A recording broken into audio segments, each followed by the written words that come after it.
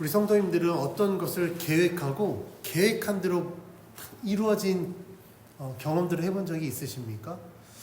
사람이 자기가 계획하고 그 계획한 대로 한치 오차없이 뭔가 탁탁탁탁 이루어졌을 때 겪는 그 쾌감은요 엄청나게 큽니다. 제가 부교육자로 사역하면서 여러 가지 행사들을 계획하고 진행하는데 가장 쾌감이 있을 때가 뭐냐면 계획한 대로 한치 오차없이 탁탁탁탁 이루어진 거, 물론 이것도 베스트지만 그거보다 더 베스트는요, 혹시 몰라서 플랜 B, 플랜 C 이렇게 계획을 했는데 변수가 생겨서 내가 준비했던 플랜 B, C를 가동했더니 이게 완전히 이루어졌을 때 그때가 아무런 문제 없이 쫙 이루어지는 것보다 훨씬 더 성취감이 큽니다.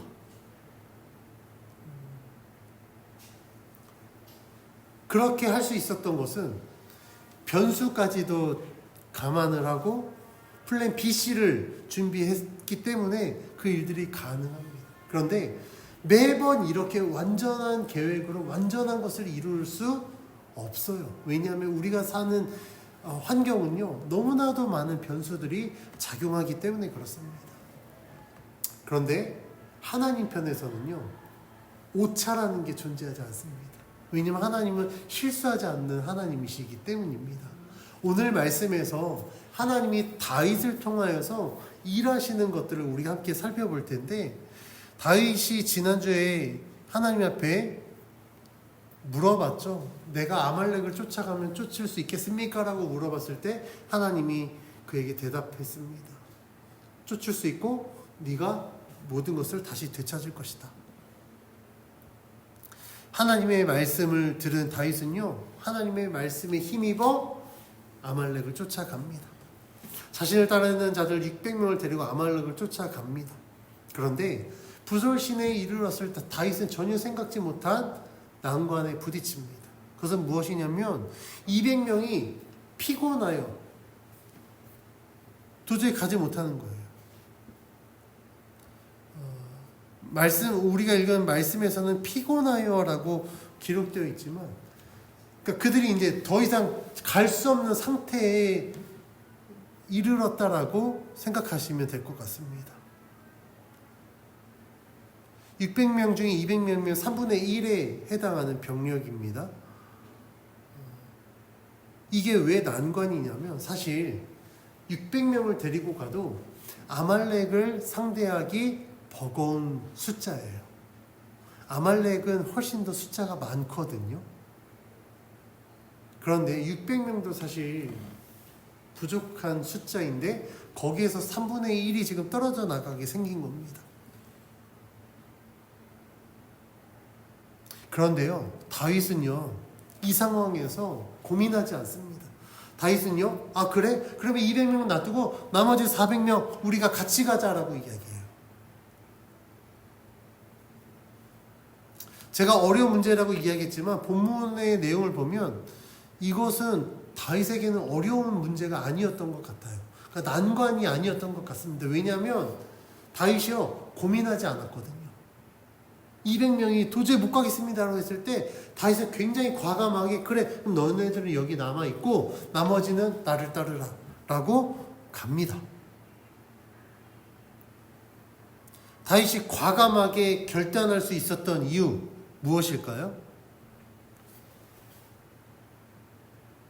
다윗이 자신이 처한 상황을 바라보지 않고 여호와 하나님만을 바라봤기 때문입니다. 하나님이 다윗에게 뭐라고 약속했습니까?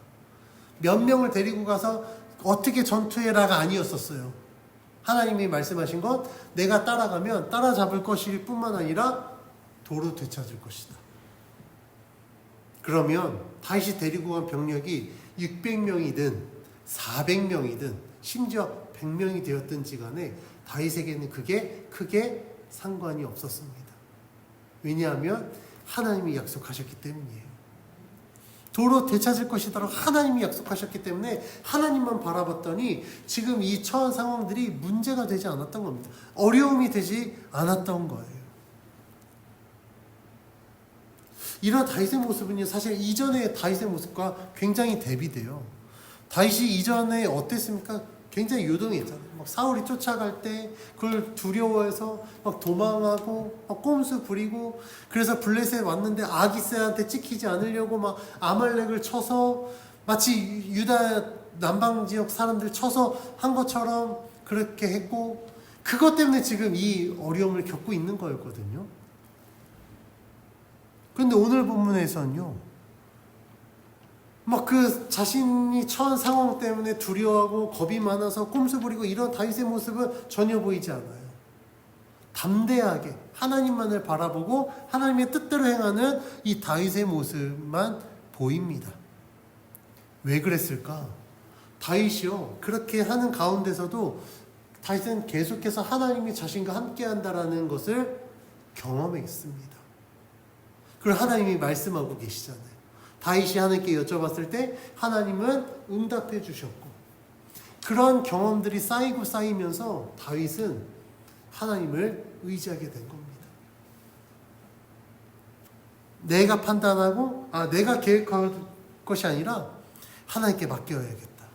하나님 앞에 맡겨드리면 하나님이 그 모든 일들을 이루시기 때문에 내가 실패하지 않고 하나님의 뜻대로 승리할 수 있을 것이다 라는 믿음의 확신이 다윗에게 있었던 겁니다.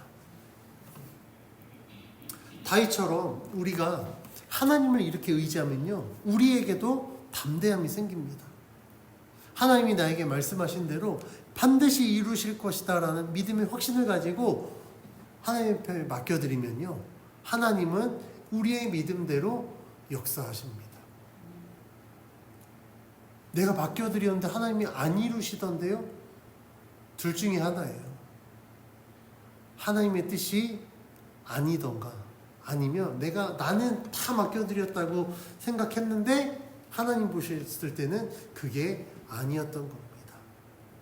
우리가 정직하게 하나님 앞에 모든 것들을 맡겨드리면 하나님은요, 반드시 이루십니다. 그래서 이런 경험들이 쌓이면요, 어떤 상황에서도 결코 흔들리지 않습니다. 그래서 하나님은요, 말씀을 통해서 우리들에게 약속하셨습니다. 여호수아 1장 7절에서 9절에 하나님이 여호수아에게 이렇게 말씀합니다. 오직 강하고 극히 담대하여 나의 종 모세가 내게 명령한 그 율법을 다 지켜 행하고 우로나 저로나 치우치지 말라. 그리하면 어디로 가든지 형통하리니 이 율법책을 내 입에서 떠나지 말게 하여 주야로 그것을 묵상하여 그 안에 기록된 대로 다 지켜 행하라. 그리하면 내 길이 평탄하게 될 것이며 내가 형통하리라. 내가 내게 명령한 것이 아니냐. 강하고 담대하라. 두려워하지 말며 놀라지 말라. 내가 어디로 가든지 내 하나님 여호와가 너와 함께 하느니라 라고 하나님이 약속하셨습니다. 하나님이 강조하신 것이 두 가지 있습니다. 하나는 좌로나 우로나 치우치지 말고 이 율법대로 다 지켜 행하라. 그리하면 내가 어디로 가든지 형통하리라. 그러니 두려워하지 마라. 강하고 담대하라라고 말씀하십니다.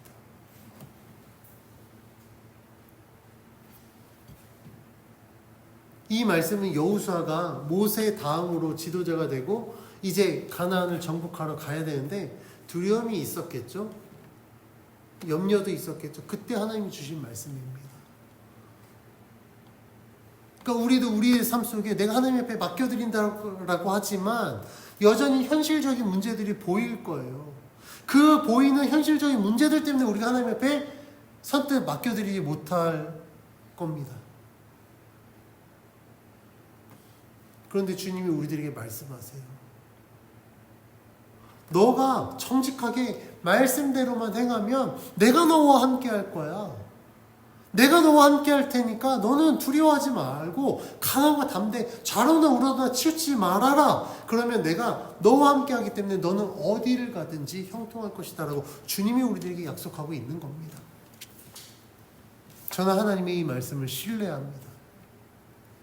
제가 제 인생에서 하나님 앞에 맡겨드렸을 때 하나님은 단 한 번도 저의 믿음에 반응하지 않은 적이 없었습니다.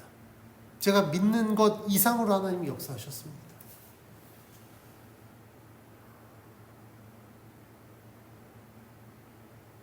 우리 성도님들도요, 하나님 옆에 맡겨보십시오. 정말 그냥 난 몰라. 하나님 옆에 맡겨보십시오. 하나님이 일하시고 역사하실 때 내가 계획하고 내가 생각한 것보다 하나님은요, 더 위대한 것들로 이루실 줄 믿습니다. 우리가 하나님의 말씀에 우리의 삶을 비추어 보면 여러 가지 상황들이 주어질 거예요. 그런데 그 상황들이요, 그냥 정말 주님 앞에 맡겨드릴 수 있는 상황이면 우리가 하나님 앞에 맡겨드리는 거 어려운 문제 아닙니다. 그런데 우리가 하나님 앞에 맡겨드려야 될 문제들은요, 절대 쉬운 문제들이 아니에요. 그러니까 우리가 못 맡겨드리는 거거든요. 아까 말씀드린 것처럼 자꾸 상황들이 보이니까 더 하나님 앞에 맡겨드리지 못하는 겁니다.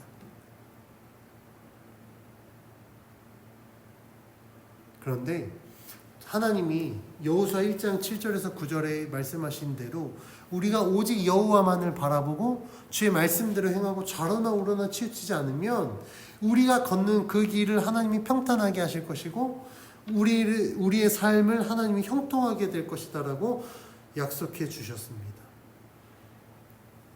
그래서 우리는 이 말씀을 의지하여서 하나님 앞에 맡겨드릴 수 있는 거예요. 다시 오늘 본문으로 돌아와서 다윗이 뜻밖의 난관, 정말 200명이 함께하지 못하는 이 상황에 놓여졌음에도 불구하고 다윗이 두려워하거나 근심하고 염려하지 않을 수 있었던 이유는 하나님을 바라봤기 때문입니다. 하나님의 응답을 받고 나아가기 때문에 200명 없어도 하나님이 책임지실 것이다 라는 믿음의 확신이 있었기 때문에 그는 두려워하지 않고 본인이 갈 길을 갑니다. 그래서 부솔시내에 200명을 남겨두고 400명만 데리고 아말렉을 쫓아갑니다. 그런데 여기서 하나님의 또 다른 완벽한 계획이 등장합니다. 그가 나아가는데 길을 가던 무리가 들에서 한 사람을 만나요. 그런데 그들이 그 사람을 그냥 지나치지 않고 그를 선대합니다. 그러니까 그냥 말씀 보니까 불황자 같아요. 3일 동안 먹지도 못하고 못했대요. 여러분 생각해 보십시오. 3일 동안 아무것도 못하고 길바닥에 있다. 근데요, 우리의 이 길바닥이라고 생각하시면 안 됩니다. 거기는요, 낮에 흙바람이 불거든요. 3일 동안 흙바람 맞이한다고 생각해 보십시오. 씻지도 못하고. 근데 아파요. 몰골이 그냥 말이 아닌데 흙먼지에 뒤집어 씌워서 거짓골인 사람을 그냥 지나칠 수도 있는데 무리들이 그냥 지나치지 않아요. 그를 데리고 와서 그에게 선대합니다. 그런데 이 만남이 다윗이 아말렉을 치는데 아주 결정적인 핵심적인 역할을 하는 포인트가 됩니다. 그러면 이 사람이 어떤 사람이길래 그 포인트가 되느냐? 우리 13절 14절 같이 봉독해 봅니다. 시작. 다윗이 그에게 이르되 너는 누구에게 속하였으며 어디에서 왔느냐 하니 그가 이르되 나는 애굽 소년이요 아말렉 사람의 종이더니 사흘 전에 병이 들매 주인이 나를 버렸나이다. 우리가 그렛 사람의 남방과 유다에 속한 지방과 갈렙 사람 남방을 침노하고 시글락을 불살랐나이다. 이 사람은요, 애굽 소년이었고 아말렉 사람의 종이었어요. 그런데 3일 전에 병이 들었더니 주인이 그냥 거기다 버리고 간 거예요. 왜냐하면 주인이 병든 종을 수발할 만큼 그렇게 종을 아끼지 않았던 자였던 것 같습니다. 그냥 버려버리지 뭐. 그리고 또 다른 종 사면 되지, 이런 마인드가 있었던 것 같아요. 그런데 이 소년이 단순히 애굽 소년이고 아말렉 사람의 종이 아니라 14절에 그렛 사람의 남방과 유다에 속한 지방과 갈렙 남방을 침노하고 시글락을 불살랐던 자 중에 한 명이래요.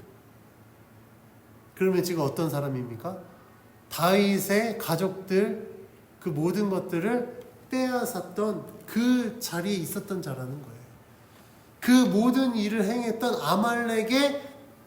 아말렉과 함께 했던 자라는 사실입니다.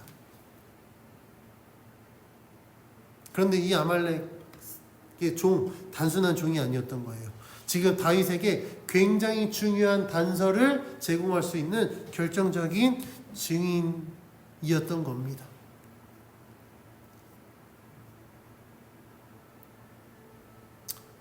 사실 이 종이 지금 처한 상황을 우리가 유추해 보면 그는 아마 삶의 희망이 사라졌을 것 같아요. 왜냐하면 종이신 분인데 병들었다고 주인이 버리고 갔잖아요.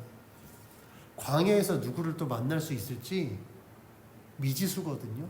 마을 근처면 어떻게 가서라도 어떻게 하겠는데 광야라는 건 병든 몸을 이끌고 또 다른 마을로 갈 수 있다라는 보장이 없습니다. 이 종은요, 희망이 사라진 채 그냥 3일을 보냈을 거예요. 그런데 이 종의 입장에서는 다윗의 일행을 만난 게 엄청난 삶의 희망이 되었습니다. 다윗에게는요, 아말렉을 칠 수 있는 결정적인 증거를 제시할 수 있는 자였습니다. 그래서 다윗이 종의 이야기를 듣고 그에게 이렇게 제안합니다. 우리 15절 같이 봉독해 봅니다. 시작. 다윗이 그에게 이르되 내가 나를 그 군대로 인도하겠느냐 하니 그가 이르되 당신이 나를 죽이지도 아니하고 내 주인의 수중에 넘기지도 아니하겠다고 하나님의 이름으로 내게 맹세하소서. 그리하면 내가 당신을 그 군대로 인도하리이다 하니라. 다윗이 종에게 물어보죠. 그러면 너가 나를 아말렉에게로 인도할 수 있겠느냐? 종이 딜을 합니다. 당신이 나를 죽이지 않고 내 주인의 수중에 넘기지도 않겠다라고 하나님 여호와의 이름으로 내게 맹세하면 내가 기꺼이 증인이 되겠다. 그 정보를 제공하겠다라고 약속합니다. 이 종과 다윗과의 만남은요, 서로에게 도움이 되는 윈윈이 될 수 있는 만남이었습니다. 종은요, 다윗을 만남으로 말미암아 생명을 부지할 수 있게 되었고, 다윗은 종을 만나서 아말렉을 쫓는데 굉장히 결정적인 증거들을 확보할 수 있게 된 겁니다. 그러면 우리가 여기에서 생각해야 될 건 이들의 만남이 우연이었겠냐는 겁니다. 과연 우연히 만났을까요? 아닙니다. 하나님의 계획 가운데 이들이 만나게 된 거예요.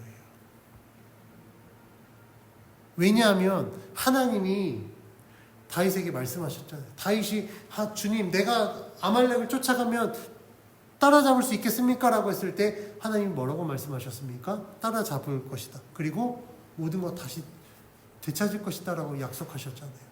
하나님이 이렇게 약속하신 데는 하나님이 지금 다윗이 아말렉 쫓아가는 이 여정 가운데 하나님이 함께 하시겠다라는 사실 약속과도 같거든요. 그러니까 하나님이 함께 하시는 가운데 하나님이 아말렉의 종을 결정적인 증인으로 삼으셔서 다윗을 도와주신 겁니다. 종은 병들어 주인에게 버림받았지만 하나님은요, 그 버림받은 종을 다윗을 돕는 결정적인 증인으로 사용하셨습니다.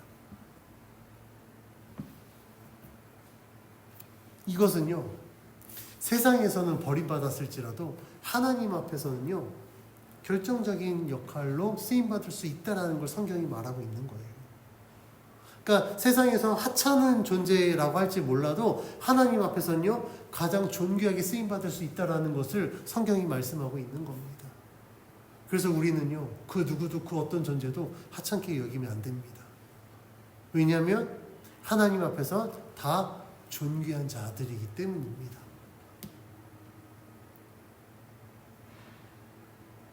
그래서 하나님이 성경에 말씀하신 게 한 영혼이 천하보다 귀하다라고 말씀하셨어요. 하나님은 그 한 영혼을 구원하기 위해서 독생자 예수 그리스도를 십자가에 못 박혀 죽이셨습니다. 그래서 우리는 반드시 기억해야 돼요. 먼저 내 자신이 하나님 앞에 가장 존귀한 자다라는 사실을 우리는 기억해야 됩니다. 요즘 삶이 어렵다 보니까 많은 사람들이 자기 스스로를 비관하더라고요. 나는 참 쓸모없는 존재인가 봐. 해도 안 되나 봐. 저는 그런 사람들에게 제가 정말 희망의 복음을 증거하고 싶습니다. 아닙니다. 당신은 가장 존귀한 자입니다. 왜냐하면 하나님이 당신을 사랑하시거든요. 하나님이 당신을 구원하기 위해서 독생자 예수 그리스도를 희생시키셨습니다. 당신이 어떻게 하찮은 존재입니까? 라고 위로하고 싶습니다. 혹시 우리 성도님들도 살아가면서 뭔가 잘 풀리지 않고 뭔가 안 됐을 때 야, 나는 안 되나 보다 이런 생각 들 때가 있으십니까? 그 생각 떨쳐버리십시오. 여러분들 가장 존귀한 자입니다. 하나님이 가장 사랑하시는, 하나님이 정말 독생자를 아끼지 않을 만큼 존귀한 자다라는 사실을 분명히 기억하십시오. 그래서 믿음으로 선포하십시오. 나는 하나님 앞에 존귀한 자다. 나는 하나님이 가장 기뻐하는 자다. 그래서 그 어떤 것도 나를 하찮게 여길 수 없다라고 믿음으로 선포하십시오. 그리고 자존감을 가지고 살아가면 됩니다.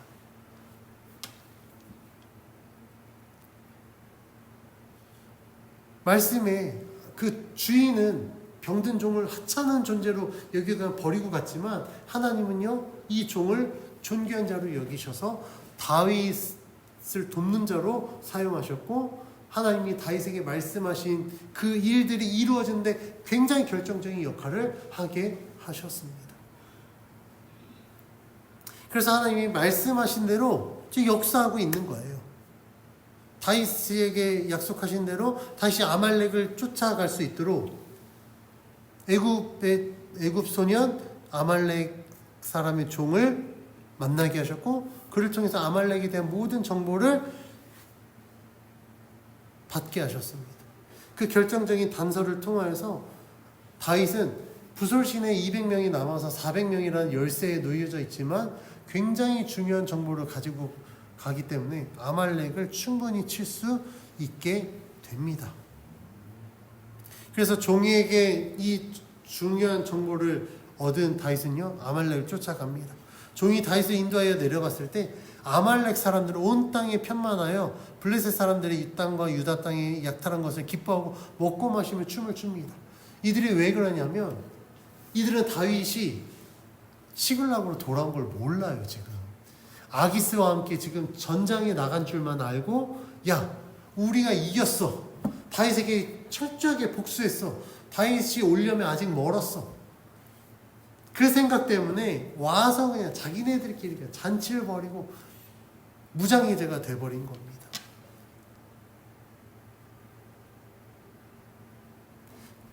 근데 다윗이 그들의 생각과 예상과는 달리 지금 다윗은 아말렉을 쫓아왔잖아요.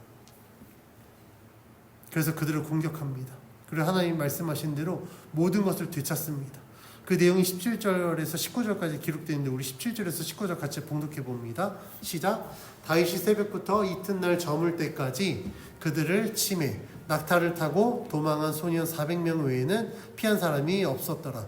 다윗이 아말렉 사람들이 빼앗아 갔던 모든 것을 도로 찾고 그의 두 아내를 구원하였고, 그들이 약탈하였던 것 곧 무리의 자녀들이나 빼앗겼던 것은 크고 작은 것을 막론하고 아무것도 잃은 것이 없이 모두 다윗이 도로 찾아왔고. 아멘. 말씀해 보면 다윗이 새벽부터 이튿날 저물 때까지 아말렉을 쳤다라고 기록하고 있습니다. 낙타를 타고 도망한 소년 400명을 제외하고 아말렉 사람 모두를 죽입니다. 그리고 아말렉 사람이 빼앗아갔던 모든 것을 도로 찾고 그의 두 아내도 구원합니다. 이어서 19절은 아말렉이 약탈했던 것, 무리의 자녀들이나 빼앗겼던 것은 크고 작은 것을 막론하고 아무것도 잃은 것이 없이 도로 찾았다라고 기록하고 있습니다. 이게 어떻게 가능했습니까? 하나님이 함께 하셨기 때문이에요. 하나님이 다윗을 도우셨기 때문입니다. 19절의 핵심은요, 다윗이 아무것도 잃은 것 없이 모든 것을 도로 찾아왔다라는 거예요. 이게 어떻게 가능했겠습니까? 하나님이 지키셨기 때문입니다. 하나님이 보호하셨기 때문이에요. 그러니까 아말렉 사람들이 다 빼앗아 갔는데 정말 잃은 것 하나도 없이 모든 걸 도로 되찾았습니다. 이것은요, 하나님이 아말렉을 쫓기 전에 다윗에게 말씀하신 대로 이루어진 거예요. 다윗에게 말씀하셨죠? 내가 지금 쫓아가면 그를 따라잡을 뿐만 아니라 모든 걸 되찾을 것이다. 하나님은 다윗에게 말씀하신 대로 어느 것 하나 잃지 않고 모든 것을 되찾게 하신 겁니다.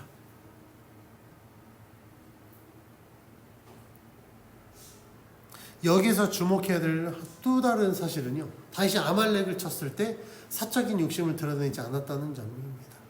이런 다윗의 모습은 사울의 모습과 대비됩니다. 사울이 하나님 앞에 버림받은 가장 결정적인 이유가 뭐였죠? 아말렉을 칠 때 하나님이 모두 전멸하라고 했지만 사울은 그곳 가운데 살찐 송아지, 양, 가축들을 보고 그것을 취하였어요. 그래놓고 하는 핑계가 여호와께 제물로 드리려고 했습니다. 그때 사무엘이 말하죠. 순종이 제사보다는 낫고 순양의 기름이 듣는 것보다 낫다. 기름보다 주의 말씀을 듣는 것이 더 낫다라고 말씀했습니다. 그런데 똑같은 아말렉을 쳤는데 다윗은요, 자신의 그 사심을 채우지 않아요. 욕심을 부리지 않습니다.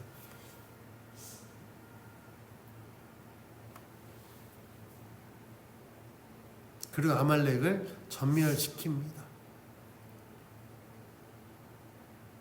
또 아말렉과 승리한 다윗의 모습은요, 이제 우리가 앞으로 살펴볼 31장에 등장하는 사울의 패배와 대비가 됩니다.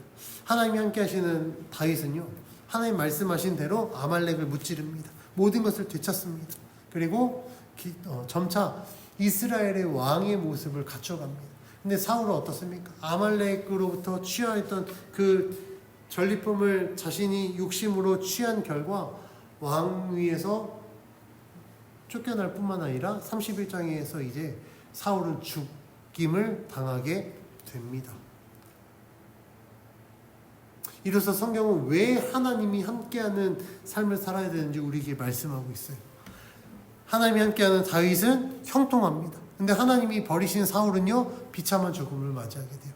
하나님이 함께 하신 다윗은 왕의 자리에 올라가게 되지만 하나님이 버리신 사울은요, 왕의 자리에서 내려오게 됩니다. 철저하게 대비돼요. 그러면서 성경은 우리들이 말씀하고 있는 겁니다. 너희들은 어떤 삶을 살겠느냐? 너희들은 누구를 의지하겠느냐? 우리에게 말씀하고 있는 거예요. 우리 성도님들은 어떤 삶을 살겠습니까? 하나님의 말씀대로 하나님의 뜻을 이루는 삶을 살아야 될 줄 믿습니다. 다윗이 아말렉을 쳐서 모든 것을 되찾았을 때 이전에 그를 원망하던 사람들이 있었잖아요. 시글락에 돌아왔을 때 막 불타고 막 가족들 다 아말렉이 데리고 갔을 때 사람들이 다 어떻게 했습니까? 돌을 던져 다윗을 죽이려고 했거든요. 그런데 다윗이 하나님께 물어보고 하나님의 뜻대로 아말렉을 쫓아와서 모든 것을 되찾았더니 사람들이 바뀌었어요. 돌을 쳐서 다윗을 죽이려고 했던 사람들이 이렇게 외칩니다. 우리 20절 말씀 같이 봉독해 봅니다. 시작. 다윗이 또 양떼와 소떼를 되찾았더니 무리가 그 가축들을 앞에 몰고 가며 이르되 이는 다윗의 전리품이라 하였더라. 아멘.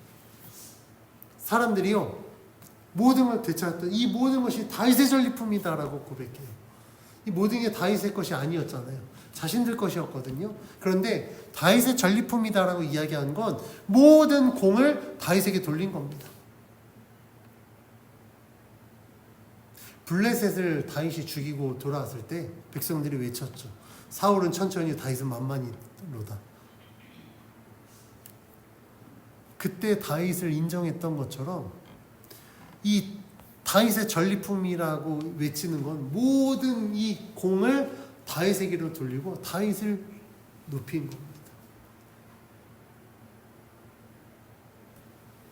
전까지만 하더라도 다윗을 원망하고 다윗을 죽이려고 했던 자들이요, 모든 공을 다윗에게 돌리고 다윗과 함께하기로 결단한 겁니다.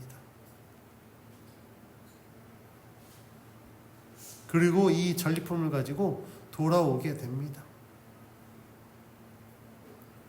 우리는 오늘 이 본문 말씀을 통해서 하나님이 완벽한 계획을 세우시고 말씀하셨을 때 하나님의 말씀대로 행하면 이 계획은 절대 틀어질 수가 없다. 그리고 하나님은 그 계획대로 이루신다는 것을 우리가 알 수 있습니다.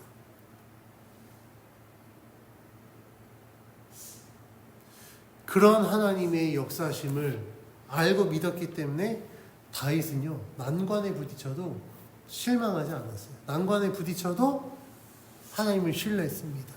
하나님의 말씀대로 행하였던 거예요. 만약에 부솔시내에 딱 도착했는데 200명 못 가겠습니다. 다윗이 하나님을 신뢰하지 않았다고 한다면 그들이 회복될 때까지 기다리던지 아니면 다른 방법을 강구했을지 모르겠어요. 그런데 다윗은 어땠습니까? 담대하게 부솔시내, 그래 200명, 그럼 너는 여기 있어라. 나머지 400명 우리가 함께 가자.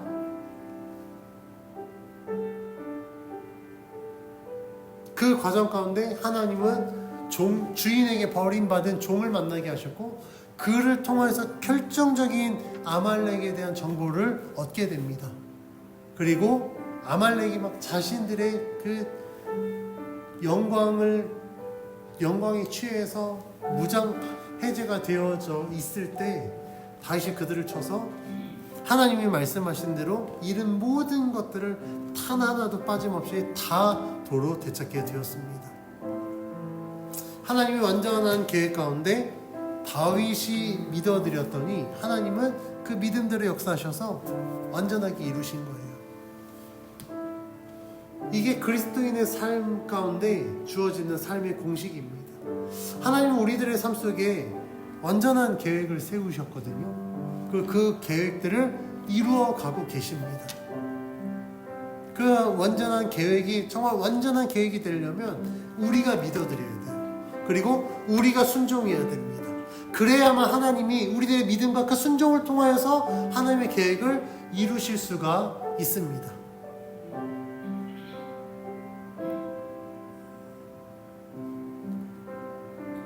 아말렉에게 승리한 이 다윗을 통하여서 우리는 하나님이 우리들의 삶 속에 어떻게 역사하시는지 알 수 있습니다.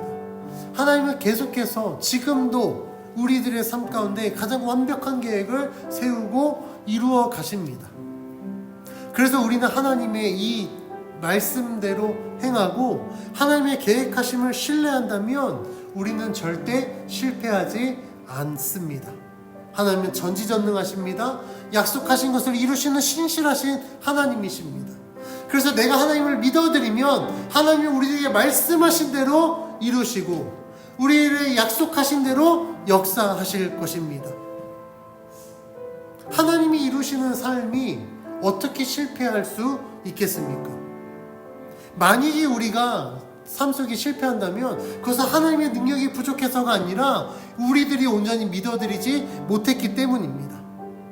그래서 우리는 이러한 실패를 경험하지 않기 위해선 전심으로 하나님을 믿고 신뢰해야 됩니다. 하나님이 여호수아에게 말씀하신 것처럼 좌로나 우로나 치우치지 않고 오직 하나님의 말씀대로 순종하면 어디로 가든지 형통하게 하실 것이다 라는 하나님의 약속을 우리는 믿어야 됩니다. 그러면 하나님이 우리들에게 약속하신 대로 우리들이 걷는 길을 평탄하게 하셔서 어디로 가든지 형통하게 될 줄 믿습니다. 이러한 하나님의 역사들을 경험하면 우리들은 삶 속에서 하나님의 이름을 찬양하고 하나님 앞에 기쁨과 감사가 넘쳐나게 될 줄 믿습니다. 이러한 삶이 그리스도인의 삶이고 정말 하나님 나라의 백성의 삶인 줄 믿습니다. 그래서 우리는 하나님을 온전히 믿어드려야 됩니다. 아까 말씀드린 것처럼 내가 믿어드리고 싶지만 여전히 우리들은 삶의 환경들을 바라보게 될 거예요. 그것들 때문에 더 하나님을 믿어드리지 못할 때가 있고 그것 때문에 오히려 하나님의 약속을 받았음에도 불구하고 낙심할 수도 있습니다.